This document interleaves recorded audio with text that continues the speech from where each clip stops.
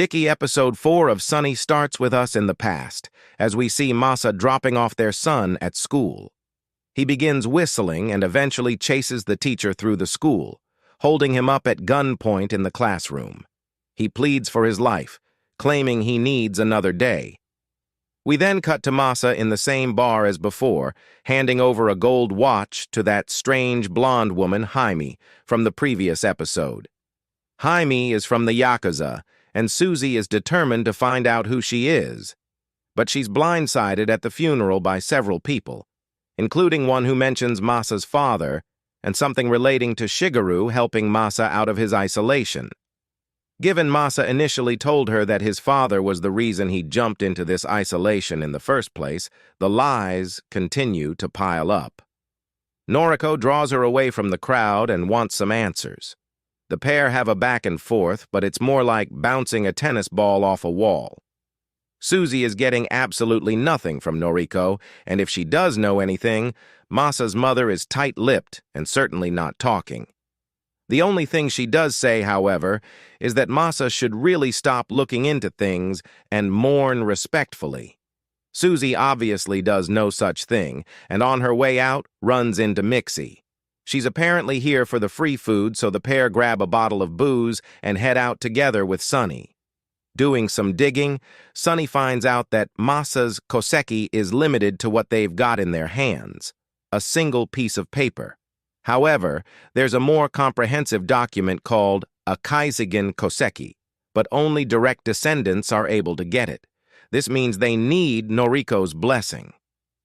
Susie breaks into the bathhouse, but unbeknownst to her, the blonde Yakuza is actually tailing her with her goons. She calls on Tetsu to break into the bathhouse, while Sunny nervously waits outside. While they hide, a bunch of men discuss the Junk League, including Haime's chances, or lack thereof, of becoming the boss. Tetsu shows up and begins looking around, immediately breaking up this gathering.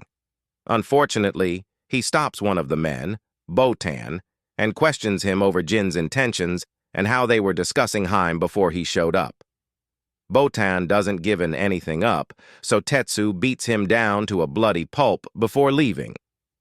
As for Sunny, she heads over to Noriko's place and claims she's there to clean up. In reality, she's after the document. The easiest way to do this is to get Noriko drunk, and she does just that. Sunny grabs what she needs and heads out, after experiencing a few more flashes when she changes over her batteries. In the street, Sunny breaks the news to Mixie and Susie, who manage to evade the bathhouse without being caught. Sunny reveals that Shigeru isn't Masa's real father, and believes that she had an affair. Even worse, Masa made him the beneficiary 3 days before he died, so something definitely doesn't add up here. There's also a matter of the payout, and apparently, Mr. Matsumoto is not going to receive a payout while the crash is under investigation. This is directly linked to Flight 405, which also happens to be what the men in the bathhouse were discussing too. When they head home, Susie finds that her place has been trashed. Every room has been ransacked, including Masa's office and her son's room too. This cuts her deeply, and she struggles to hold it together. It's not safe in this house anymore after the Yakuza, and they need to run. The episode review. So Sunny returns with another episode that sees Susie and Sunny off on the investigative path, determined to find out the truth and track down what happened with Flight 405. It's clear now that there's something fishy about Masa's death, and it could well be that he's faked his own death, and he may be in trouble with the Yakuza.